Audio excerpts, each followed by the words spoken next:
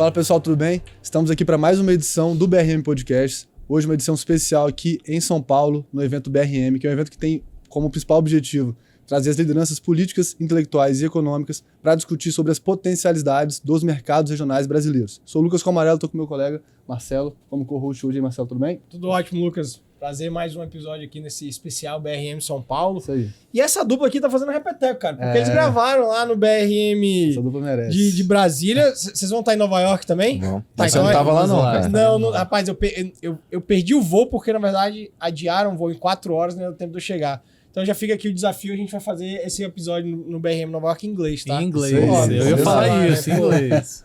Bom, meus amigos Felipe e Américo, obrigado por estar aqui com a gente em São Paulo.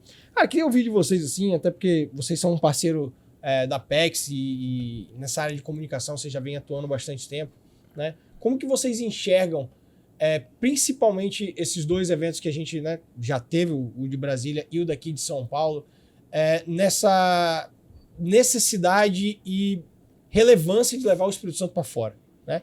O Espírito Santo, querendo ou não, é um estado que historicamente sempre foi visto ali, quietinho, é sudeste, mas é pouco, não incomoda ninguém e tal, mas ultimamente a gente vem só, na verdade, dando porrada nos outros estados, no melhor sentido da palavra, em termos, enfim, de investimento, de desenvolvimento, de educação, de saúde. A gente estava aqui agora com o Flávio Cirilo, da Quali Saúde, falando, né, um pouco do setor de saúde do Espírito Santo. Como que vocês enxergam esse movimento? Bom, eu vou falar um pouquinho, o Felipe me complementa. Mas, Marcelinho, desde o início, esse projeto, ele tem uma união de propósito muito grande entre Rede Vitória e a Apex quando se fala de dar visibilidade. Uhum. A Apex, ela produz dados através da Futura, além de ser, né, um banco de investimentos que tem foco no regional. Uhum. Quando ela vem para um lugar, por exemplo, São Paulo, Brasília, para falar sobre outros estados que eles classificam como as onças brasileiras... É legal esse termo, né? É legal porque, assim, de fato representa o Brasil como essência. E a gente está... e eles estão dando uma oportunidade através de um evento de dar visibilidade. A comunicação, e aí falando um pouco de Rede Vitória, sempre teve esse papel de dar visibilidade. A gente fala, eu uso o termo micro-regional, porque a gente está falando de um estado pequeno, mas que tem ali cidades independentes. Então, a Rede Vitória, ela vem para representar o Espírito Santo. E é por isso até que a gente tem uma programação muito focada no regional. E a gente está dando visibilidade cada vez mais para descentralizar também dentro do Espírito Santo a economia. Quando a gente fala o Espírito Santo é uma economia que tem um PIB diversificado. Então a comunicação ela vem para de fato ser uma ponte, não para fazer algo sozinho, mas de fato ser uma ponte ali para desenvolver. É isso. Perfeito.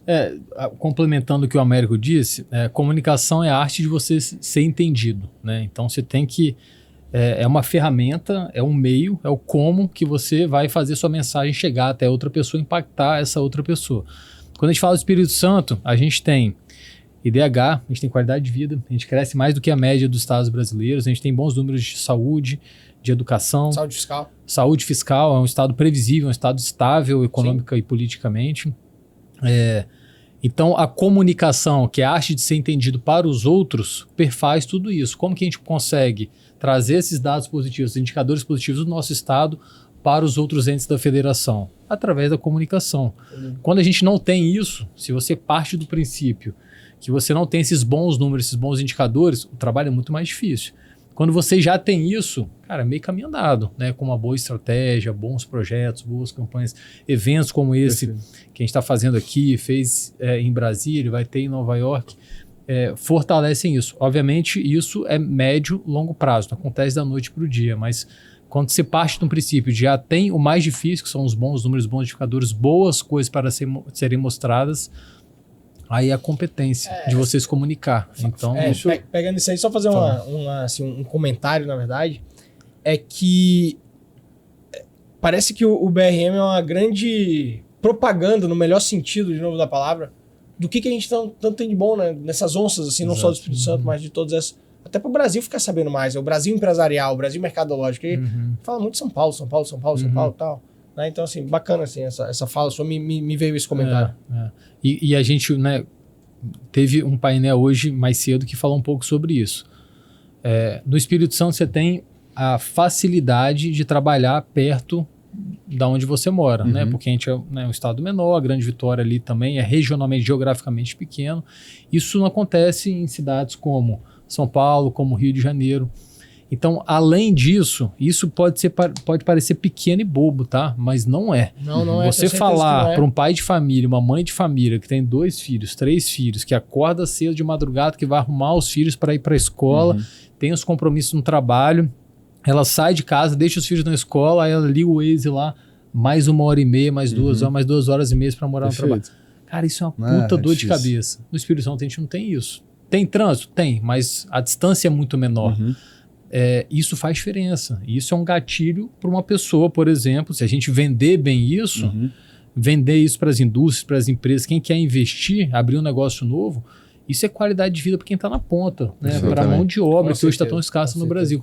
São pequenas coisas como essa, bem comunicadas, fazem diferença, mudam o jogo no médio prazo, obviamente. E aí, trazendo um pouco da discussão para o cenário que vocês atuam hoje, que é comunicação, lá no Espírito Santo e Vitória especificamente, eu imagino que por ser um estado menor também existem desafios que vêm acompanhados desse fato de ser um estado menor, que eventualmente é o acesso dessas empresas e também a quantidade de demanda dessas empresas por meios de comunicação mais robustos e tudo mais. Queria que vocês passassem um pouco para a gente sobre essa visão do que vocês enxergam como oportunidade no Espírito Santo, em Vitória, para a Rede Vitória, e como é que ela tem se, atualizado até com esses novos canais de comunicação, com a diversificação de produtos e serviços que ela oferece, para atender essas demandas que eventualmente estão crescendo ou que já são mais consolidadas, que eles façam um pouco sobre isso. A gente tem uma tese, e a gente executa isso, que a gente quer cada vez mais estar presente na comunidade, estar presente na vida dos capixabas.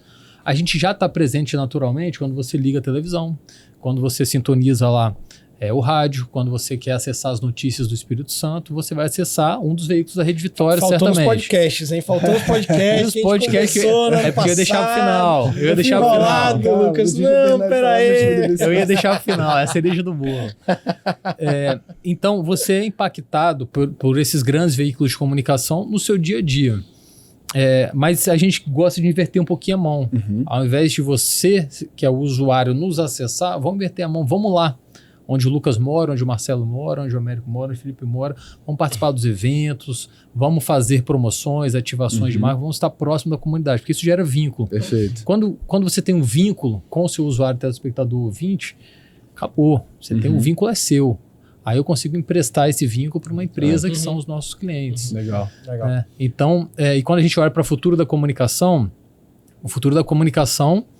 ela é de massa, né, dos veículos de comunicação tradicional, mas ela também é nichada, ela é personalizada. Exatamente. Hoje, por exemplo, a gente fala muito sobre a TV 3.0, que é o futuro da TV, que está aqui, ó. A TV está na palma da nossa mão.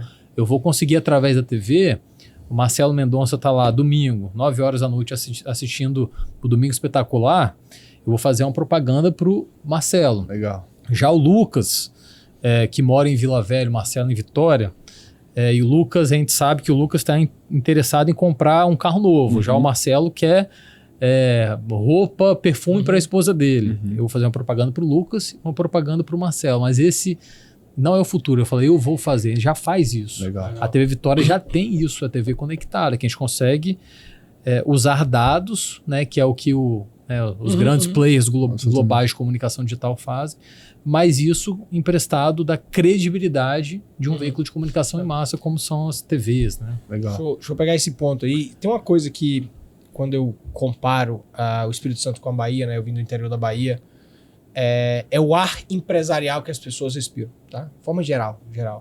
Eu acho isso maravilhoso porque, enfim, quem realmente gera, traz valor, traz inovação, traz coisas novas e gera empregos, gera os tributos e tal. É o meio empresarial, desde do stakeholder lá, do acionista, ao cara, o colaborador lá, o funcionário que faz esse mundo girar e tal.